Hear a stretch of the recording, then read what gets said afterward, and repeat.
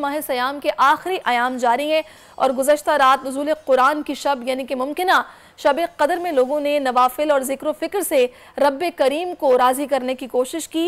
एक हदीस मुबारका का मफ़हूम है कि जो शब कदर में अखलास नीयत के साथ नवाफिल पढ़ेगा उसके अगले पिछले गुनाह मुआफ़ हो जाएंगे। रमज़ान की रातों में अक्सर लोग ख़ासकर नवाफिल का एहतमाम करते हैं। कोई रात के आखिरी पहर में तन्हाई में तहज्जुद पढ़ता है तो कोई फ़र्ज़ नमाज़ों के बाद नवाफिल से रब को मनाने की कोशिश करता है। आज हम बात करने वाले सलातुत तस्बीह के बारे में, जो कि 4 रकत नवाफिल नमाज है। इस नफली नमाज को अदा करने का सही तरीक़ा क्या है, इसको पढ़ने के क्या फ़ज़ाइल हैं, इसी पर बात करने के लिए इस वक्त इस्लामिक स्कॉलर हैं मुफ्ती अल्लामा साद अलीमी हमारे साथ मौजूद हैं। अस्सलाम वालेकुम मुफ्ती साहब।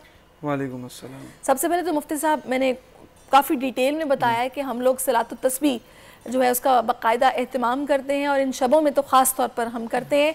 इसकी अहमियत क्या है, इसकी फ़जीलत क्या है, पहले तो ये बता दीजिए, इस पर रोशनी डालिएगा। औज़ु बिल्लाहि मिनश्शैतानिर्रजीम, बिस्मिल्लाहिर्रहमानिर्रहीम। एक चीज़ को मलूज़ खातिर रखा जाए कि जब भी कोई भी इबादत हो या नवाफिल हो, उसका मकसद अल्लाह रब्बुल इज़्ज़त की कुर्बत हासिल करना होता है, अल्लाह रब्बुल इज़्ज़त के इखलास के साथ अल्लाह रब्बुल इज़्ज़त के करीब होना होता है। और इसी के साथ जब सलात व तस्बीह की बात की जाती है, इसकी अहमियत ख़ुद रसूलुल्लाह सल्लल्लाहु अलैहि वसल्लम ने बताई। अपने चचा हज़रत अब्बास को बताते हैं कि ऐ चचा जान, मैं आपको कोई ऐसी चीज़ ना बताऊं जिसके ज़रिए आप अल्लाह की कुर्बत हासिल कर सकें, आपके पिछले अगले तमाम तर गुनाहों की माफ़ी हो सके। तो क्योंकि वो साहबी रसूल थे, फरमाया या रसूल अल्लाह, ज़रूर मैं जानना चाहूँगा ऐसी क्या चीज़ है। तो रसूल ने बताया वो 4 नवाफिल हैं जिसको सलातुत तस्बीह कहते हैं, जिसको पढ़ने से इंसान के पिछले और आगे आने वाले गुनाह माफ़ हो जाते हैं। और फिर रसूल ने ताकीद की कि इंसान को चाहिए कि हर रोज़ ये नफल पढ़ा करे।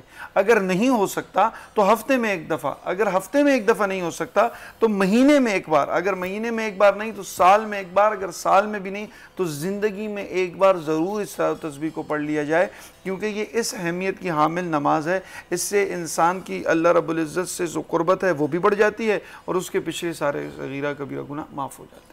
अच्छा, अब ये जो आपने कहा कि आप रोज़ नहीं पढ़ सकते तो हफ्ते में एक बार पढ़ लें, ज़िंदगी में एक बार पढ़ लें, अगर हम ये ख्वाहिश करें, वैसे तो अल्लाह ताला तौफीक देने वाला, अल्लाह सबको ये तौफीक अता करे कि अपने रब के करीब होने की कोशिश करें, दिन में किसी भी हिस्से में किसी भी वक्त पढ़ सकते हैं, या फिर नवाज जो कि हमने अदा करनी होती है उसके फ़ौरी बाद पढ़ सकते हैं, सही वक्त या अच्छा वक्त कौन सा है और पढ़ने का तरीक़ाकार क्या है?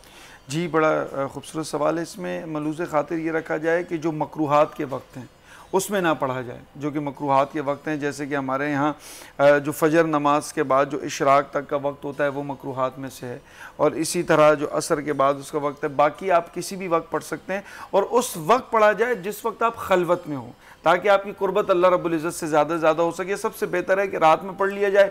रात में इस वजह से कि अमूमन तन्हाई होती है, लेकिन हमारे यहाँ कराची में लोगों को रात देर जागने की भी आदत होती है, तो वो रश लगा रहता है, तो दोपहर को पढ़ लिया जाए। जब भी हो इंसान अल्लाह रब्बुल इज़्ज़त की हुजूर पेश हो। पढ़ने का तरीका क्या है? पढ़ने का तरीका ये है, 4 रकात नवाफिल होते हैं और हर एक रकात में 75 मरतबा आपको तीसरा कलमा जो सुबहान अल्लाह वल्हम्दुलिल्लाह वला इलाहा इल्लल्लाह वल्लाहु अकबर, ये जो तीसरा कलमा है ये पढ़ना पड़ता है। इसके लिए सबसे बेहतरीन तरीका ये है कि इंसान जिस तरह नमाज में सना पढ़ता है उसके बाद 15 मरतबा पढ़ ले, और सूरह फातिहा और कोई सूरत के साथ पढ़ने के बाद फिर 10 मरतबा पढ़ ले तो 25 मरतबा हो जाएंगे। फिर रुकू में चला जाए, रुकू में जाने के बाद 10 मरतबा 35 हो जाएंगे। समी अल्लाहु लिमन हमिदा रब्बना लकल हम 10 मरतबा। इसी तरह एक सजदा करेगा 10 मरतबा, दोबारा उसमें आएगा 10 मरतबा, फिर 10 मरतबा 75 मरतबा हो जाएंगे। हर रकात में 75 मरतबा पढ़ना पड़ेगा, 4 रकात हो जाएंगे। उसके बाद सलाम फेर ले, अल्लाह रब्बुल इज़्ज़त से दुआ मांग ले। माशाअल्लाह, सुभान अल्लाह, बहुत खूब। मैं चाहूँगी अल्लामा साहब थोड़ा सा बताइएगा मुझे कि ख़ास तौर पर इन शबों में चूँकि ताक रातें हैं और आखिरी अशरा है, तो इससे हमारी कोशिश होती है कि जितना हो सके हम फ़ायदा उठाएं। नफली इबादत और वो कौन कौन सी हैं जिनका एहतमाम हम कर सकते हैं? जी, बड़ा खूबसूरत सवाल इस हवाले से कि अम्मा आयशा रज़ियल्लाहु ताला अन्हा फरमाती हैं कि जब आखिरी ये ताक रातें आती थी 10 आखिरी अशरा, तो रसूलुल्लाह सल्लल्लाहु अलैहि वसल्लम अपनी कमर कस लिया करते थे और इतनी इबादत करते थे कि इससे पहले शायद हमने उन्हें इतनी इबादत करते हुए ना देखा। और सिर्फ खुद नहीं, अपने अहलो अयाल को और तमाम जितने अक़रबा हैं उन तमाम को मोटिवेट करते थे कि इबादत की तरफ आएँ। अब यहाँ अमूमन लोग कहते हैं कि हमें इस रात में कौन सी इबादत करनी चाहिए। इसमें मैं हमेशा एक सवाल का ये जवाब देता हूँ कि इंसान का एक तभी मैलान होता है। किसी को कुरान पढ़ते हुए बड़ा खुशू खुजू हासिल होता है, किसी को नमाज पढ़ते हुए, नवाफिल पढ़ते हुए, किसी को जिक्र करते हुए। तो इंसान का जिसके अंदर ज़्यादा खुशू खुजू हो तो उस चीज़ का ज़्यादा अमल करना चाहिए। लेकिन ये जो रात ख़ास है ना, लैलतुल क़दर, ये सब तो अल्लाह रब्बुल इज़्ज़त ने फरमाया रात इस वजह से ख़ास है कि इन्ना अंज़लनाहु फ़ी लैलतिल क़दर, कि बेशक हमने इस रात में कुरान पाक को नाजिल किया। तो इस रात की मंजिलत और मरतबत इस वजह से कि इसमें कुरान नाजिल हुआ है, तो इस वजह से नुज़ूल कुरान की बरकत से इस रात ज़्यादा से ज़्यादा कुरान की तिलावत की जाए। और एक बड़ा इंपॉर्टेंट पॉइंट मैं समझाना चाहता हूँ, हमारे यहाँ देखें, मैं एक बड़े दर्द दिल से एक बात कहूँगा, नाजरीन इस बात को ज़रूर सुने कि हमने कुरान को ना एक ऐसी चीज़ समझिए जिसको हम पढ़ने से सवाब हासिल कर लें, या कोई मर जाए तो बख्शवाने के लिए लें। Quran is not a dead book for a dead people, it is a living book for a living people. जिंदा किताब है, जिंदा मसाइल का हल निकालती है। तो आज इस रमज़ान ये नियत कर लें, जिस तरह हम ईद रेजोल्यूशन मनाते हैं ना, इसी तरह रमज़ान रेजोल्यूशन बनाए कि इन ताक रातों में हम ये नियत करेंगे कि हम कुरान पाक को समझ के पढ़ेंगे, ताकि तफसीर के साथ, बिल्कुल, ताकि कुरान का एसेंस आप महसूस कर सकें। देखिए मौला अली का कॉल है कि जब मैं चाहता कि मेरे से अल्लाह क्या कहना चाहते हैं, मैं कुरान पाक खोल के बैठ जाता। तो ये जो कुरान है ना, ये अल्लाह से डायरेक्ट राब्ता है।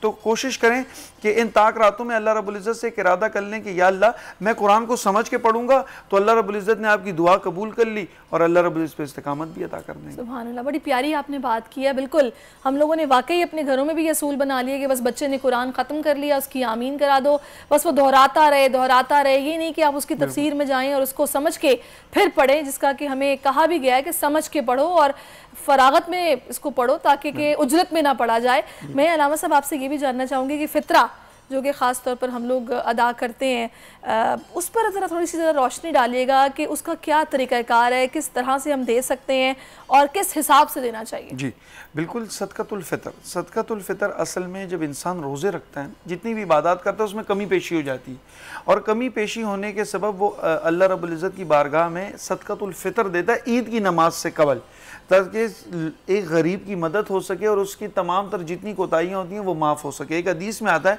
कि इंसान के रोज़े अर्श के दरमियान रुक जाते हैं जब तक कि वो सदक़तुल फ़ितर अदा नहीं करता। अब इसमें एक इंपॉर्टेंट कुछ पॉइंट्स है मैं बताऊँगा। अमूमन लोग हमें फ़ोन करते हैं ईद पर, ये दो फ़ोन ज़रूर आते हैं। पहला कि अल्लामा साहब ये बताएं इस बार सदक़तुल फ़ितर कम से कम क्या चल रहा है, तो वो 340-300 के हिसाब से। और दूसरी एक अमूमन फ़ोन आता है हम बस ईद की नमाज़ के लिए जा रहे थे, लेट हो गए, दे नहीं पाए। देखिए इन दोनों चीज़ों में हमेशा याद रखें, सदक़तुल फ़ितर ज़रूरी नहीं है कि आप बिल्कुल ईद की नमाज से पहले दें, आप अभी निकाल लें, रमज़ान में निकाल लें, क्योंकि नेकी का जो बेस्ट टाइम होता है ना, वो तब हो कि सामने वाले को उसकी ज़रूरत हो। चांद रात में लोग ईद के लिए कुछ सामान ले लेंगे। हमारे यहाँ ना माज़रत के साथ मैं नाज़रीन को एक बात कहूँगा कि हम कैलकुलेशंस में अल्लाह के साथ लगे हुए हैं। ज़कात कब निकालेंगे, जब रमज़ान आएगी, क्योंकि अहमियत ज़्यादा बढ़ जाएगी। गरीब की छत टपक रही है, एक लड़की बैठी है, उसकी शादी नहीं हो रही, लेकिन आप इंतजार करेंगे कि कब कोई रमज़ान आएगा तो मैं देखिए वो कहते हैं उससे क्या हिसाब करना जो बेहिसाब। तो बेहतरीन नेकी तब है जब उसका मौका हो। तो सदक़तुल फ़ितर आप आज से निकाल लें, किसी गरीब को तलाश करें, उसको अभी दें, ताकि उसकी ईद अच्छी हो जाए। और देखिए इस्लाम का जो कॉन्सेप्ट ऑफ ईद है ना, ईद उल फ़ितर तब तक नहीं होती जब तक आप सदक़तुल फ़ितर नहीं देते। ईद उल अज़हा तब तक नहीं होती जब आप अपना गोश्त गरीबों में बांट नहीं देते। तो दूसरों के चेहरे पे मुस्कुराहट लाना ही हमारी ईद है। और एक इसमें एक बात कहूँगा, अगर आप ईद उल फ़ितर के बाद, नमाज पढ़ने के बाद ईद देते हैं, सदका देते हैं, तो वो आम सदका होगा, वो सदक़तुल फ़ितर नहीं होगा। और सदक़तुल फ़ितर खजूर, आटा, किशमिश, ये तमाम चीज़ों पर दिया जाए, बेहतर से बेहतर दिया जाए। देखिए कम से कम नहीं, क्योंकि आप मुझे ऐसा लगता है कि जाहिर है कि जिस ज़माने में ये हमें समझाया गया, बताया गया, उस ज़माने में थी बाटरी सिस्टम था ना उसके, लेकिन चीजें यही थी ना, खजूर और किशमिश और आटा, जाहिर इस्तेमाल तब ज्यादा ये होता था। लेकिन अब चूंकि इतनी वैरायटी भी आ चुकी है और हम लोग इतने एडवांस हो चुके हैं, तो अब लाजमी तो नहीं है कि इन्हीं चीज़ों में या फिर यही देना जरूरी है। नहीं, ऐसा बिल्कुल नहीं है। आप अमूमन समझाते हैं जो आटे कम से कम जैसे 340 रेट, आप 500 दे दें, इससे बढ़कर दे दें, इससे कम ना दें, जितनी रुपीज़ में आप दे सकते हैं। और मैं इसमें हमेशा एक बात कहता हूँ, आप किसी इंसान को पैसे नहीं देते, आप अल्लाह रब्बुल इज़्ज़त के साथ डायरेक्ट बिजनेस करते हैं, तो अच्छे से अच्छा दें। और आटा, खजूर और किशमिश जरूरी है? नहीं जरूरी, ये रेट बता दिए कि रसूलुल्लाह सल्लल्लाहु अलैहि वसल्लम ने बताया कि आटे की निस्बत दो। अब आटे का रेट 340, इस रेट से आप कम नहीं दे सकते, इससे ज्यादा आप पैसे दे दें, कोई और चीज दे दें, किसी को किसी और चीज की जरूरत है वो दिलवा दें, बिल्कुल दिया जा सकता है। सही, बेहतरीन, ये तो बड़ी अच्छी बात है कि इसमें हमें। अच्छा, फिर दूसरी एक चीज और भी है, ज़कात में भी हम लोग कोशिश करते हैं कि फटाफट फर्स्ट रमजान आई नहीं तो अपने अकाउंट्स खाली कर लो, कि इससे पहले बैंक वाले काट लें। तो इस हवाले से जो तालीमात हैं ज़रा उस पर भी ज़रा रोशनी डाल दीजिएगा, क्योंकि कुछ लोग बड़े कंफ्यूज होते हैं कि इतना सोना पड़ा हुआ है और इस्लाम में तो इस पर ज़ाहिर ज़कात है, तो क्या करें, हम किसी को दे दें, बेच दें, नहीं दे सकते, क्या करें, उस पर क्या आप बताएंगे? जी बिल्कुल, मैं आपको एक बात बताऊं, जब इस्लाम ना चंद इबादत का नाम नहीं है। हम ये समझें कि इस्लाम जो है वो नमाज, रोज़ा, हज, ज़कात का नाम है। Islam gives you a complete system. जब आप ज़कात रोक लेंगे ना तो फिर ये माशरा सूद की तरफ बढ़ेगा।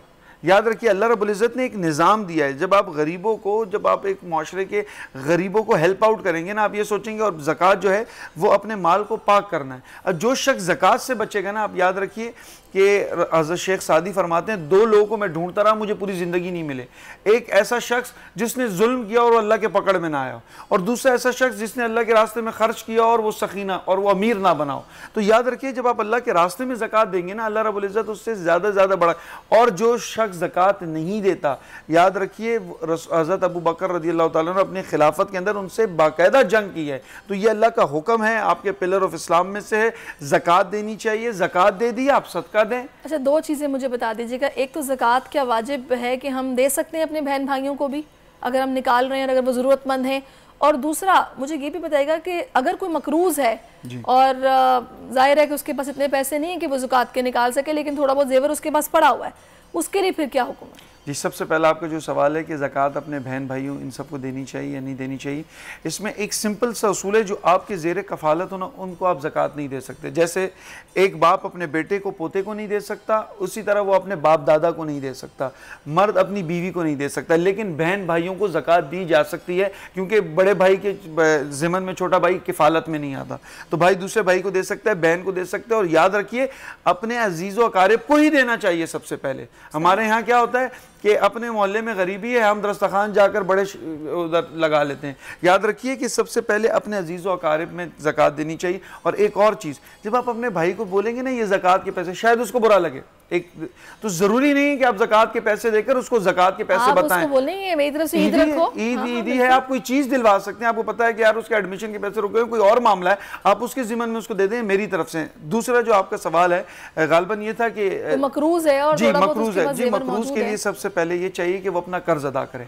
अगर उसके पास जेवर भी पड़ा हुआ है तो उस जेवर को रखने की जरूरत नहीं, उससे पहले कर्ज अदा करेगा। लेकिन ऐसा मकरूज है कि उसके ऊपर सारा साल कर्जा चढ़ा हुआ है, उसको कर्जा देना भी नहीं है। एक ऐसा भी होता है ना कि इंसान को कर्जा देने जो आजकल यहाँ पे आमतौर पे सिस्टम है कि जी बैंक इंस्टॉलमेंट चल रही होती है, सामान भी घर में पड़ा रहता है, फिर तो वो उस में नहीं आएगा। एक ऐसा शख्स है जिसके पास मकरूज है, वो पैसे जमा कर रहा है कि ये मैंने एक साल पैसे जमा कर लिए क्योंकि मुझे अगले साल कर्ज देना, तो उसके लिए फिर भी हुज्जत निकल आएगी। अच्छा, हुज्जत निकल आएगी। अच्छा, दूसरा मैंने ये भी देखा है इसमें अलामा साहब के ज़कात देने के हवाले से भी लोग ये कोशिश करते हैं कि बजाय इसके कि आप किसी को पैसे दें, तो लोग ये कहते हैं कि पैसों का तो ठीक है, राशन क्या डलवाना है, मैं तो उसको कैश दे दूं, या फिर अगर किसी को कैश नहीं दे रहा तो मैं किसी का कोई ऐसा काम करवा दूं कि जो उसके लिए ज़रूरतमंद है, किसी को ठेला लगवा दिया, किसी को कुछ ऐसा कारोबार शुरू करवा दिया कि जिससे कि उसका एटलीस्ट रोज़गार चलता रहे। तो ज़्यादा बेहतर इसमें क्या है, किसी को कैश ही देना या फिर आप ये भी कर सकते हैं? देखिए, ज़कात का मकसद है दूसरे को हेल्प करना, फी सबीलिल्लाह, सही है। अब वो किसी तरह भी हो सकता है। आप देखा जाए, सामने वाले की सिचुएशन को देखी जाए कि अगर उसको कैश की ज़रूरत है, बाज़ औक़ात हम किसी के घर पे राशन डाल लेते हैं लेकिन इंसान को किसी और चीज़ की ज़रूरत, बच्चे की फ़ीस देनी होती है, हॉस्पिटल के एक्सपेंसेस होते हैं, हर किसी का अपना एक तबीब ऐलान है वो। और ये भी मैं आपको एक बात बताऊँ, बाज़ लोगों को खाना खिलाकर खुशी होती है। मैं अगर आपको अपना तबीब ऐलान बताऊं, जब मुझे ज़कात निकालनी हो जाए तो मैं इस तरह के हॉस्पिटल्स में जाता हूं जो बाहर मरीज बैठे होते हैं जिनको पास मेडिसिन के पैसे नहीं होते, तो मैं उनको मेडिसिन दिलवाता हूं। मुझे बड़ी खुशी होती है अगर कोई, क्योंकि मुझे मालूम है जब कोई शख्स बीमार हो तो उसकी थोड़ी सी उसको राहत मिल जाए तो कितना सुकून। तो आप देखें, और बाज़ औक़ात किसी को खाना खिलाते हुए लेकिन किसी तरह भी दूसरे गरीब की हेल्प कर देनी चाहिए। लेकिन जब आप एक आजकल एक सोर्स ऑफ इनकम मनी है ना, जब आप किसी को पैसा दे दें तो वो अपने ज़रूरत के मुताबिक किसी जगह भी इस्तेमाल कर सकता है जहाँ उसको खुशी हो, लेकिन देखा जाए कि वो फिर सही रास्ते पर उसको इस्तेमाल किया जाए। सही, बहुत शुक्रिया आपका मुफ्ती अल्लामा साद अलीमी साहब हमारे साथ मौजूद रहे, बड़े अच्छे से उन्होंने हमारी रहनुमाई की है ज़कात को लेके, फ़ित्रे को लेके और नफली इबादात के हवाले से। सब्सक्राइब करें और बेल दबाएं ताकि कोई खबर रह न जाए।